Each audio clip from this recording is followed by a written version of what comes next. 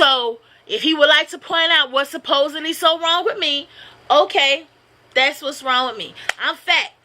You know me. My shit is called Fat Girl World. What the fuck ever.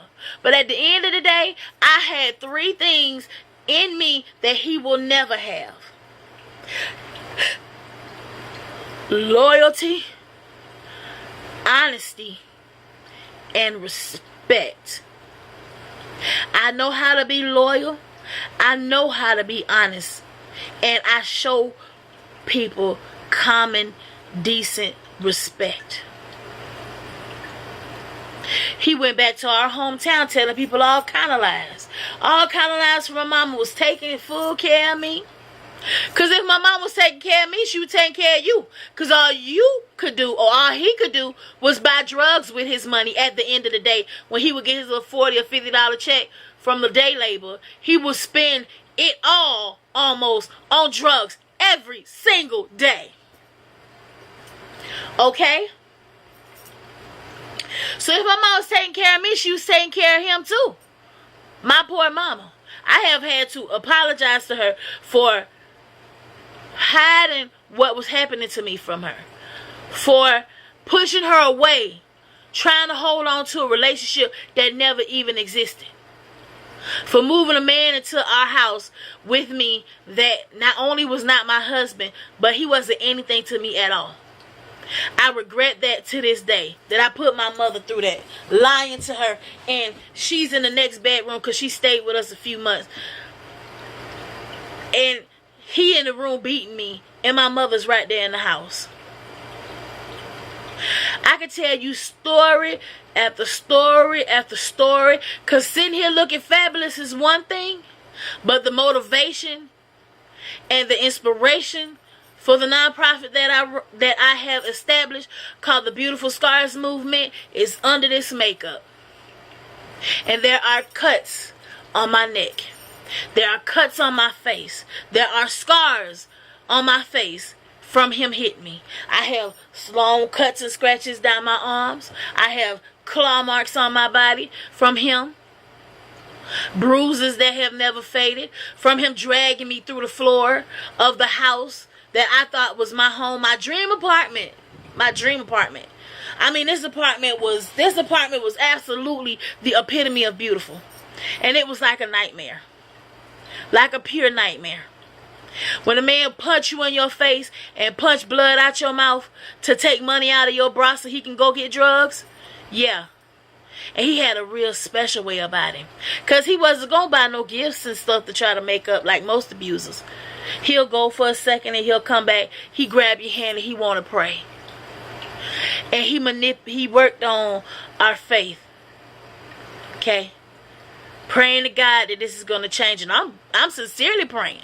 I'm sincerely praying. God, please let this man not hurt me no more. I love him so much. God, please change this. God, please change this. And I thought that if I loved him enough, that he would one day raise his hand to hit me. And I used to look him in his eyes when he would do things. Because I'd be, please stop. Please, baby. Please stop. I cannot believe that I ended up being a victim of domestic abuse. With the knowledge that I have. But women from all walks of life have gotten caught in this same situation. And it's the shame that keeps a lot of women quiet. But I can't be quiet no more. I can't act like what happened to me didn't happen to me. People told him, or if it's so bad, if you hurt her so much, she'll leave. I wanted to leave. So many times I wanted to leave. But I was in prison in my mind.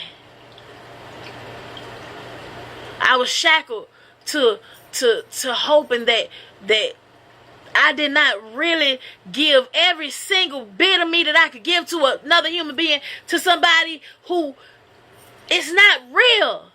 I fought for my relationship. I didn't fight no other woman or no other women. For what? That's his body. He's going to do what he wanted to do with his body. If a man doesn't have it in him to be loyal, he will never have it in him to be loyal or faithful. And I feel like if a motherfucker could beat on me and cheat on me, could do it to any goddamn body. Because at the end of the day, when he left home in the morning for work and he came back, I was the same way I was when he left, untouched. If he didn't touch me before he left for work, I ain't get touched. He constantly has been trying to hurt me and degrade me along the way. Even though I haven't talked to him or spoke to him or seen his face, I hear things that he tells people. He telling people I wouldn't cook and clean up and do the laundry and stuff. That's a bald-faced lie from the devil in hell. That's all I did. I worked from home, and then when I lost my job working from home for Comcast, I started taking care of children. I was always home. You think I'm gonna sit in a dirty house? And you know me, you know you ain't never been in my house dirty. Ever. Lie. He wouldn't even take out the trash. You know when I stopped asking him to take out the trash? The day he punched me in my face and told me don't ask me to take out no fucking trash no more. Bitch.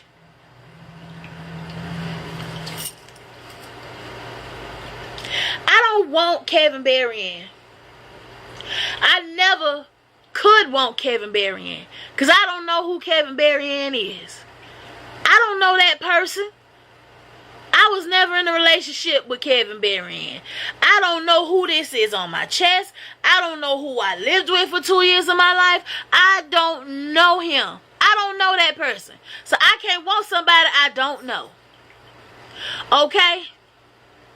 God bless you if you with him. I will never venture to say that a person can't change. Because one thing about it, God can change anybody. He changed me. He took away some of that pain that I have in me from that situation. Do you know how painful it is to be in love with a figment of your imagination? To lay down and have sex with an imaginary friend? To tell some of your deepest